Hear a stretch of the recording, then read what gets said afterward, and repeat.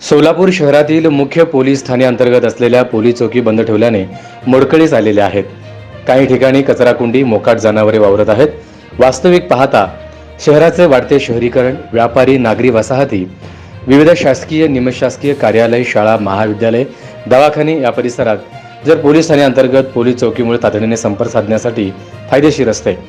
आज शहरातील विविध भागात उघडपणे भुरटे चोर, रोड रोमिओंचा वावर, रिकाम्या टेकड्यांच्या हुल्लडबाजी, बेधडकपणे वाहने चालवणे अशा विविध गंभीर घटना गुन्हेगार यांच्या पोलीस खात्याची करडी नजर असलेही नागरिकांच्या व्यापाऱ्यांच्या सुरक्षिततेच्या दृष्टीने महत्त्वाचं आहे.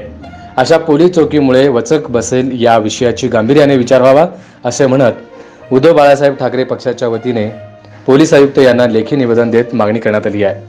यावेळी उपजिल्हा प्रमुख प्रताप चव्हाण, महानगर प्रमुख विष्णू कारंपुरी महाराज, परिवहन समितीचे माजी सदस्य, शहर उत्तर विधानसभा समन्वयक प्रमुख विजय पुकाळे उपस्थित होते.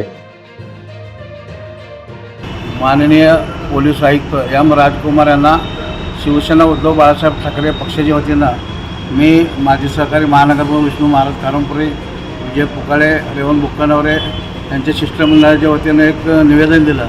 त्या निवेदनामध्ये असं नमूद केलेलं आहे की सोलापूर शहरामध्ये 7-8 पोलीस स्टेशन आहेत. त्या पोलीस स्टेशन अंतर्गत प्रत्येक पोलीस स्टेशन अंतर्गत 6 पोलीस चौक्या आहेत, पण ती सगळ्या चौक्या बंद अवस्थेत आहेत.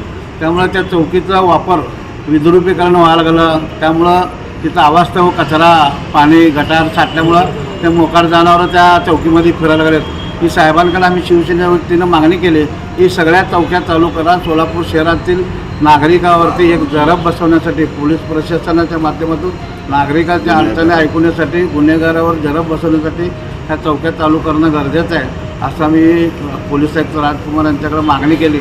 साहेबांनी आम्हाला विनंती वजा त्यांनी ते मागणी मान्य केलेली आहे. थोडक्यात की मी पूर्ण सोलापूर शहरात चौकीची माहिती घेऊन आम्ही त्याच्यावर कारवाई करून, आणि आम्ही हे सुद्धा सुचवलं की पोलीस वेलफेअरसाठी किंवा पोलीस कर्मचाऱ्यांसाठी वापर करता येईल का बघा, या अशा पद्धतीनं सूचना केलेल्या ते साहेबांनी मान्य करून पोलीस उद्धव बाळासाहेब ठाकरे पक्षाच्या वतीनं आम्ही त्यांना निवेदन दिलं. नवनवीन बातम्या पाहण्यासाठी SB न्यूज चॅनलला लाईक करा, शेअर करा, सबस्क्राईब करा.